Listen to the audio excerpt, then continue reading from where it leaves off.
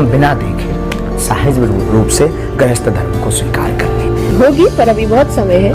क्या बागेश्वर धाम बाबा चढ़ जाएंगे घोड़ी? जया किशोरी बन जाएगी बाबा की दुल्हन?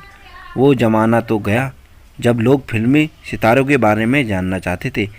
आज देश के सबसे बड़े सेलिब्रिटी बन चुके हैं बाबा। बागेश्वर धाम बाबा के बारे में जानना चाहते हैं कि वो शादी कब करेंगे, बाबा की शादी का सच क्या है, बाबा जया किशोरी के साथ शादी के बंधन में बनने वाले हैं। दोस्तों, जब किसी संत महात्मा से पूछा जाता है कि आप शादी करेंगे, तो उनका जवाब सीधा सा होता है कि हम संत इंसान हैं, शादी विवाह जैसे मोह माया में नहीं पड़ते हैं। लेकिन जब 26 वर्षीय कथावाचक और बागेश्वर धाम के कर्ता धर्ता धीरेन्द्र कृष्ण शास्त्री, जिन्हें दुनिया बागेश्वर धाम सरकार के नाम से जानती है, उनसे शादी का प्रश्न किया गया तो उन्होंने साफ कहा कि हाँ, हम शादी तो जरूर करेंगे। और ठीक ऐसा ही कुछ मशहूर कथावाचक और आजकल मोटिवेशनल स्पीच देने वाली जया किशोरी से पूछा गया कि क्या आप शादी करेंगे, तो उन्होंने भी साफ शब्दों में कहा कि हाँ, हम जरूर शादी करेंगे। हम कथाएं कहते हैं, लेकिन इसका ये मतलब नहीं है कि हम कोई साध्वी हैं। हमने जीवन में संन्यास नहीं लिया है। शादी ब्याह भी जीने का एक तरीका है। जब से जया किशोरी और बाबा का ये बयान सामने आया है, तब से भक्त लोग ये जानना चाहते हैं कि ये दोनों विवाह के बंधन में कब बंधेंगे। आप भी सवाल का जवाब जानने की कोशिश कर रहे होंगे, क्योंकि ये कथावाचक बहुत ही सुंदर नए नक्श के हैं, क्योंकि जिस तरह से ये दोनों सत्य बोलते हैं और भक्तों को भ्रमित नहीं करते हैं। में अगर इन दोनों की शादी हो जाए तो इससे अच्छा कुछ नहीं हो सकता। लेकिन दोस्तों, अफसोस की बात तो ये है कि ऐसा कुछ भी नहीं हो रहा है। जी हाँ, अभी फिलहाल के लिए तो ऐसी कोई भी प्लानिंग नहीं हो रही है, क्योंकि जब बागेश्वर धाम सरकार जी से इंटरव्यू के दौरान पूछा गया कि क्या आप जया किशोरी जी से शादी करने वाले हैं, तो उन्होंने साफ कहा कि हमारे मन में ऐसी कोई भी बात नहीं है और न ही हम लव मैरिज जैसी चीजों पर विश्वास करते हैं। गुरु और माता पिता जहाँ कहेंगे हम वही विवाह करेंगे। यानी कि बागेश्वर धाम सरकार जी ने अपनी तरफ से तो ये बात साफ कर दी है कि उनके और जया किशोरी जी के बीच कुछ नहीं चल रहा है।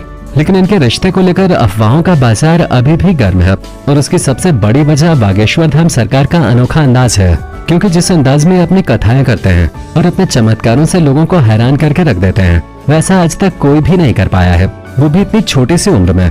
एक तरफ बड़े बड़े संत महात्मा अपनी बुरी हरकतों के चक्कर में जेल जाते हैं, लेकिन जब बागेश्वर धाम सरकार के ऊपर पुलिस ने अपनी जांच बिठाई तो वो भी हैरान रह गए, क्योंकि बागेश्वर धाम में ऐसा कुछ भी नहीं होता कि जिससे लोगों को ठगा जाए। इसीलिए बागेश्वर धाम बाबा लोगों के बीच प्रसिद्ध हो गए हैं। इनकी लोकप्रियता लड़कियों में बहुत ज़्यादा है। कई बार तो लड़कियों ने इनके दरबार में ऐसा बातें कही हैं कि कोई भी हैरान हो जाए। कोई और होता तो पक्का वो उस महिला को बाद में अपने पास बुलाता, और उसके बाद का सारा कार्यक्रम तो आप जानते हैं कि क्या होता है। लेकिन बागेश्वर बाबा ऐसे नहीं है। उन्होंने महिला को साफ शब्दों में कहा, आप ऐसी बातें ना करें। यहाँ तक कि इंटरव्यू के दौरान भी जब बागेश्वर बाबा से उनके प्रति महिलाओं की रुचि के बारे में पूछा गया, तो उन्होंने काफी कड़े अंदाज में कहा कि सभी महिलाएं मेरी माता और बहनें हैं। हमारे मन में ऐसा कोई भी भावना नहीं आती, और ना ही हमारे पास ऐसी चीजें देखने की दृष्टि है। हमारे लिए बेटी और माता के समान ही है। यहाँ तक कि बागेश्वर बाबा ने रिपोर्टर की टांग खींचते हुए ये भी कह दिया कि उस दृष्टि से हम तो नहीं देख पाते, अगर आपके अंदर ऐसी कोई दृष्टि है तो बताएं। इस बात को सुनकर रिपोर्टर भी दंग रह गया, और जिस किसी ने भी ये इंटरव्यू देखा वो समझ गया कि बागेश्वर बाबा सच में संत आदमी हैं, जो किसी भी प्रकार का छलावा नहीं करते हैं और न ही लोगों को गलत ज्ञान देते हैं।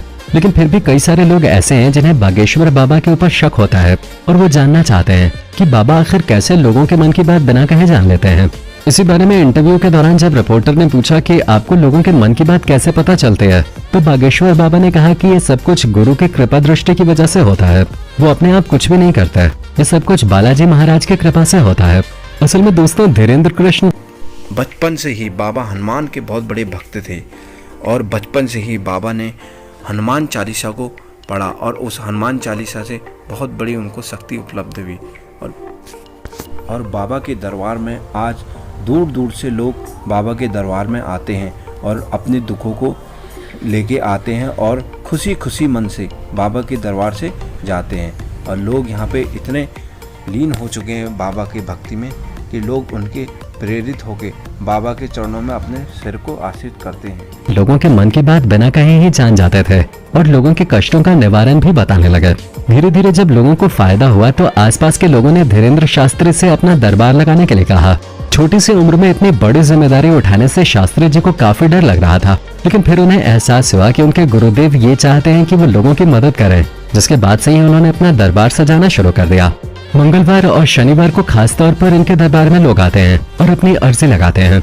जिस किसी की भी अर्जी लगती है, धीरेन्द्र कृष्ण शास्त्री उसे अपने पास बुलाते हैं और उसके बारे में पहले से ही एक पर्चे में लिख देते हैं। जब वो शख्स अपने कष्टों को बताता है तो बागेश्वर धाम सरकार लोगों के सामने अपना लिखा हुआ पर्चा दिखाते हैं, जिसमें उन्होंने पहले से ही उनके दुख तकलीफों के बारे में लिख रखा था। यानी कि इंसान के बोले बिना ही ये उसकी तकलीफों के बारे में जान जाते हैं और फिर बागेश्वर धाम सरकार उसके कष्टों के ठीक होने का आशीर्वाद देते हैं। लेकिन बागेश्वर धाम सरकार के पास अर्जी लगाना इतना भी आसान नहीं होता है। कुछ लोगों का नंबर आता है तो कुछ लोगों का नहीं आता है, लेकिन जिन लोगों का नंबर नहीं आता है वो भी बाबा की कथाएं सुनकर पूरी तरह से संतुष्ट हो जाते हैं। भजन कीर्तन और कथा के माध्यम से बागेश्वर बाबा लोगों के बीच ईश्वर के प्रति भक्ति को जागृत रखना चाहते हैं। इन सब के बावजूद भी बागेश्वर बाबा किसी न किसी कारण से कंट्रोवर्सी का हिस्सा बनी जाते हैं। कभी जया किशोरी के साथ इनकी शादी को लेकर चर्चाएं होती हैं, तो कई बार ये हिंदू विरोधी लोगों के ऊपर अपने बयान को लेकर चर्चा में आ जाते हैं। जी एक बार बागेश्वर बाबा ने ये कह दिया था कि जो कोई भी ईश्वर के ऊपर पत्थर फेंकेगा हम उसके ऊपर बुलडोजर चलवा देंगे। धीरेन्द्र कृष्ण शास्त्री के इस बयान पर काफी ज्यादा चर्चाएं हुई थी और लोग इन्हें काफी ट्रोल भी कर रहे थे और कुछ लोग इनकी प्रशंसा करते नहीं थक रहे थे। हालांकि जब इंटरव्यू के दौरान बागेश्वर बाबा से पूछा गया कि आपने बुलडोजर वाली बात क्यों कही थी, तो उन्होंने कहा कि हमारा मकसद किसी विशेष जाति या धर्म को ठेस पहुंचाना नहीं था। हमारा सीधा सा कहना था कि भगवान राम हमारे माए बाप हैं और उनके मंदिर पे जो कोई भी पत्थर फेंकेगा, फिर चाहे वो हिंदू हो, मुस्लिम हो, सिख हो, ईसाई हो या फिर किसी और ही धर्म का क्यों ना हो, उसके ऊपर भी बुलडोजर चल जाएंगे। यानी कि इनकी बातों से ये साफ जाहिर होता है कि बाबा हनुमान जी की तरह ही ये भगवान राम को अपना माता पिता और सब कुछ मानते हैं और उनके ऊपर आंच नहीं आने देते, फिर चाहे उसके लिए कोई इनसे घृणा करे या फिर प्यार करे।